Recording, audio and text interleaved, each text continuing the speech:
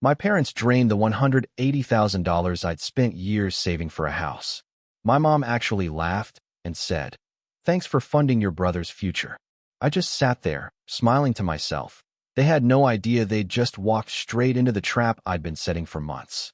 I, 32M, sat across from my parents in their living room, watching my mother's face light up with that particular brand of smugness I'd become intimately familiar with over the past decade. She'd just informed me that the $180,000 in my savings account was gone, transferred out 3 days ago, and her exact words about funding my brother's future were still echoing in my ears. My father sat beside her, not quite meeting my eyes, but not looking apologetic either. Just resigned, like this was always how things were supposed to go. I didn't yell, didn't stand up, or make a scene. I just smiled and told them I understood. The confusion that flickered across my mother's face was delicious. Let me back up 6 months. That's when I first suspected something was wrong.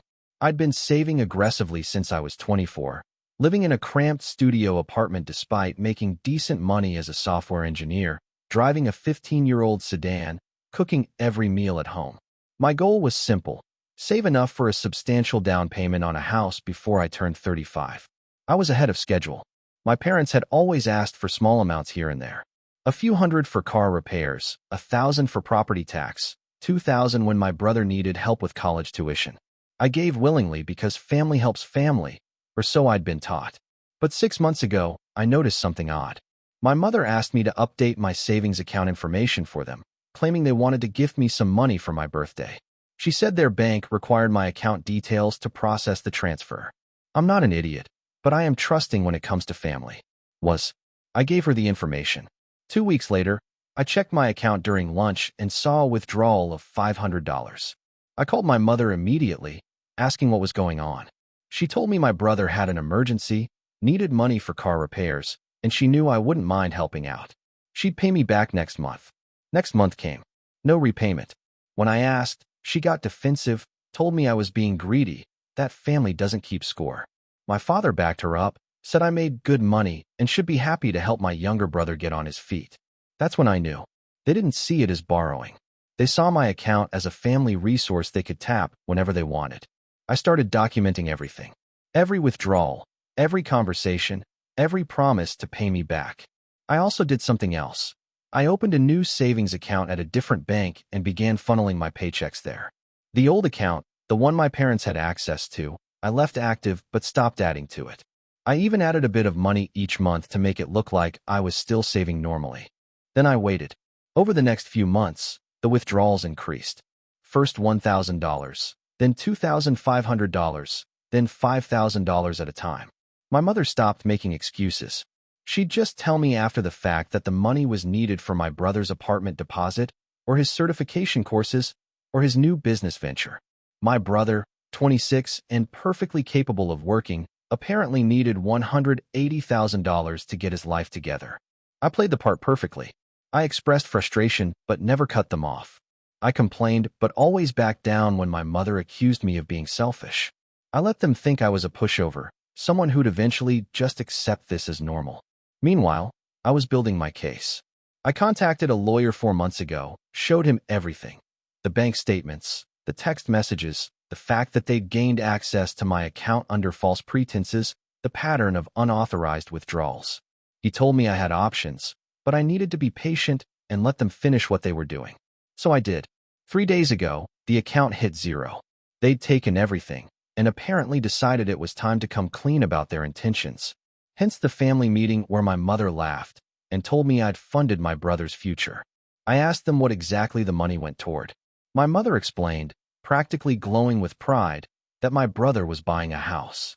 A starter home in a nice neighborhood, $200,000 purchase price. They'd contributed $20,000 of their own savings, and my $180,000 covered the rest. He was closing on the property next week. I asked if my brother knew where the money came from. My father shifted uncomfortably, but my mother jumped in, saying of course he knew, and he was grateful, and I should be happy for him, because this is what good families do. I nodded slowly and told them I needed some time to process this. My mother actually hugged me on the way out, told me she knew I'd understand eventually, that I'd see this was for the best. I went home and called my lawyer. The next morning, I filed a police report for theft and fraud. The paper trail was immaculate. I had never authorized those withdrawals, never signed anything giving them access to my account, and the initial access was obtained through deception. My lawyer explained that even family members can't just help themselves to your money, and the amounts involved made this a serious crime. I also filed a civil lawsuit for the full amount plus damages. My parents received notice of both actions 2 days later. My phone exploded. 17 missed calls from my mother, 12 from my father, 8 from my brother. I listened to exactly one voicemail. My mother, screaming that I was destroying the family, that I was being vindictive and cruel, that they'd raised me better than this. I didn't respond. My lawyer reached out to their lawyer. The message was simple: return the full $180,000 within 14 days, or we proceed with both criminal and civil action. My parents called me directly, got my voicemail, and left a message saying they didn't have the money anymore. It was in the house, and they couldn't just undo the purchase. That wasn't my problem. Day 3 after the lawsuit was filed, my brother called from a number I didn't recognize. I answered. He asked me what the hell I was doing, told me I was going to ruin his life, that he'd already signed the papers and moved into his new house. I asked him if he knew the money was taken without my permission. Silence.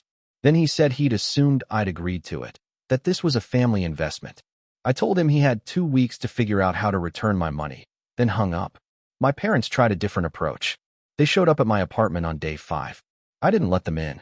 Through the door, my father tried the guilt trip, talking about all the sacrifices they'd made raising me, how they'd paid for my education, given me a place to live growing up. I reminded him that raising your child isn't a loan, it's a legal obligation, and none of that entitled them to steal from me as an adult. My mother started crying, saying I'd changed, that I wasn't the son she raised. I told her she was right. I wasn't the doormat she'd been training me to be. Day 8, I received a call from my lawyer. My parents' attorney had reached out with a settlement offer. They'd return $100,000 immediately if I dropped the criminal charges and settled the civil suit. I told my lawyer to counter $180,000 plus $20,000 in damages and legal fees, or we go to trial. Day 10, my brother called again. He was panicking now. He'd talked to a real estate attorney and learned that if the money was obtained illegally, there could be a lien placed on his property. He might lose the house entirely. He asked me, practically begging, what he was supposed to do. I told him that wasn't my concern. He made a choice to accept a massive financial gift without verifying where it came from. That was on him. Day 12, my parents agreed to the full settlement. They'd taken out a home equity loan against their own house and were borrowing the rest from my father's brother. The money would be transferred within 48 hours. I sat in my actual savings account and looked at the balance, $240,000. The account they'd drained was a decoy I'd been feeding just enough to keep it looking legitimate. Every real dollar I'd earned over the past 6 months had gone into the new account they didn't know existed. The $200,000 came through on day 14, exactly as agreed. I verified the amount, signed the settlement agreement, and the case was closed. Then I did something my parents weren't expecting. I sent my brother an invoice for $180,000. Legally, he'd been what's called an unjustly enriched party. He benefited from stolen money, and regardless of whether he knew it was stolen, he was obligated to return it. My parents had paid me back, but I wanted him to understand there were consequences. He called me, furious, saying I'd already gotten my money back, so this was just me being vindictive. I told him he was exactly right, and if he didn't want to pay me, he could take it up with his parents who'd put him in this position. I wasn't actually going to pursue collection, but I wanted him to feel the same panic I'd felt watching my savings disappear. Update 1. It's been 3 weeks since the settlement, and the fallout has been exactly what I expected and somehow worse. My parents aren't speaking to me. My mother sent one final email, a long rambling message about how I'd broken her heart, destroyed the family, and she'd never forgive me for prioritizing money over blood. She ended it by saying she hoped I was happy living alone with my precious savings. I deleted it without responding. My brother has been more persistent. He sent multiple messages alternating between rage and attempts at reconciliation. One day he's calling me a psychopath who'd destroy his own family over money. The next he's asking if we can meet for coffee to talk things through. I haven't responded to any of it. What he doesn't know, what none of them know, is that I recorded several of our conversations. Not the phone calls, but the in-person visits. My apartment has a video doorbell and security cameras. Every time my parents showed up and made their various arguments, I had it on tape. My mother explicitly admitting they took the money without asking. My father saying I should just accept it and move on because family is more important than money. My lawyer has all of it stored securely, just in case they try to rewrite history or come after me again somehow. The extended family has been predictably divided. My father's brother, the one who loaned them part of the money to pay me back, called me last week. He didn't take sides exactly, but he said he understood why I did what I did. He'd always known my mother favored my brother, and he'd watched her make excuses for him his entire life. He told me that when he agreed to loan them the money, he made it clear he expected full repayment with interest, and if they defaulted, he'd be pursuing his own legal action. Apparently, financial consequences run in the family, just not the branch I grew up in. My mother's sister reached out too, but her message was different. She called me selfish and greedy, said that my parents had made a mistake, but I'd blown it completely out of proportion. She reminded me that my brother was struggling and needed help, and I should have been grateful to be in a position to provide it. I blocked her number. The interesting part came from an unexpected source.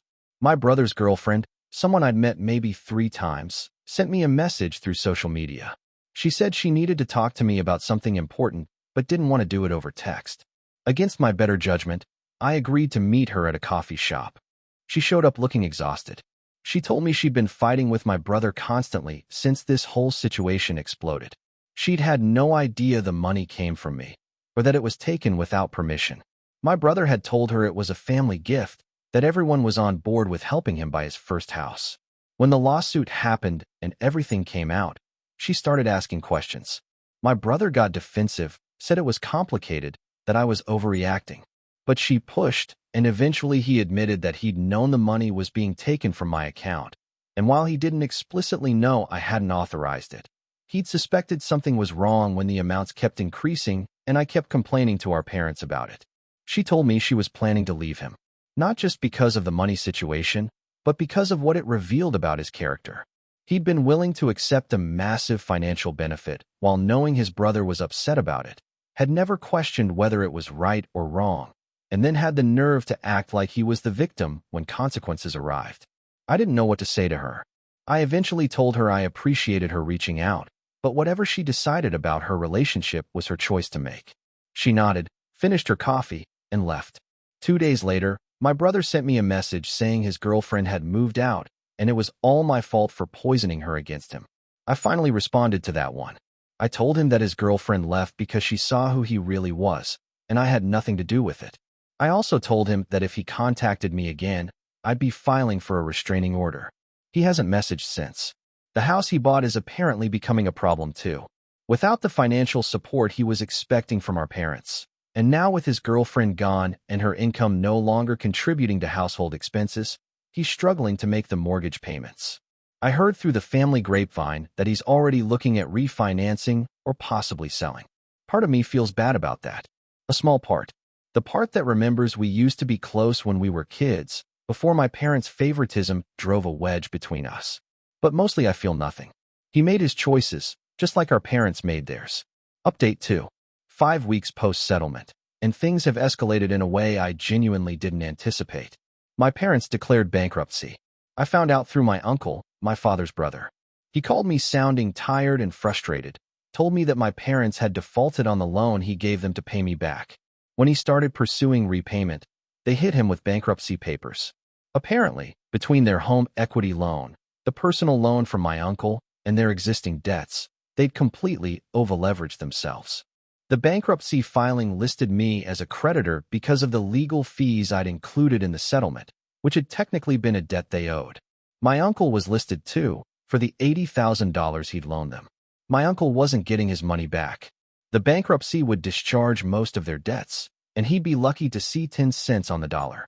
He told me he'd tried to help them avoid this, offered them a payment plan with minimal interest, but my mother had refused. She'd told him she'd rather lose everything than continue being punished for helping her younger son. I asked if they were losing their house. He said probably not. Homestead exemptions would protect their primary residence up to a certain value, and their house fell just under that threshold. But their credit was destroyed, and they'd be dealing with the consequences for years. I realized something then. My mother had always been bad with money. She'd always spent impulsively, made decisions based on emotion rather than logic, enabled my brother's poor choices because she couldn't stand to see him struggle. My father had always been passive, going along with whatever she wanted to avoid conflict. They'd raised my brother to be just like them, and they'd tried to raise me the same way, but something hadn't taken. Maybe it was watching them stress over bills every month despite having decent incomes. Maybe it was seeing my brother get everything handed to him and still fail. Whatever it was, I'd learned early that money meant security, and security meant not depending on anyone else. That lesson had just been reinforced in the hardest way possible. My brother's house situation resolved itself in the worst possible way. He couldn't make the mortgage payments, couldn't find a refinancing option that worked with his income and credit, and couldn't sell quickly enough to avoid foreclosure. The bank took the house. He moved back in with our parents. 3 adults in a 3-bedroom house. All of them blaming me for their collective situation. All of them broke or close to it. I bought my house last week. 4 bedrooms, 3 bathrooms, nice yard, good neighborhood. I paid $320,000, put down $160,000, and got a great interest rate because my credit is spotless. My mortgage payment is less than what I was paying in rent. I didn't tell anyone in my family, but word got out somehow, probably through social media or a mutual acquaintance. My mother sent me one last message. No email this time, just a text. She told me I was dead to her, that she'd raised a monster, that she hoped my big house would keep me warm at night since I'd chosen it over my family. I blocked her number and deleted the message. My father tried a different approach. He sent a short email, just a few lines, saying he was sorry things had turned out this way, that he wished we could find a path to reconciliation, that he missed his son. I almost responded to that one. Almost told him that if he'd missed having a son, maybe he shouldn't have enabled his wife's theft from that son. Almost told him that passive complicity is still complicity. But I didn't. I just archived the email and moved on. I'm sitting in my new house now, writing this final update. The place still smells like paint and new carpet. I've got a long list of projects to tackle, furniture to buy, a life to build.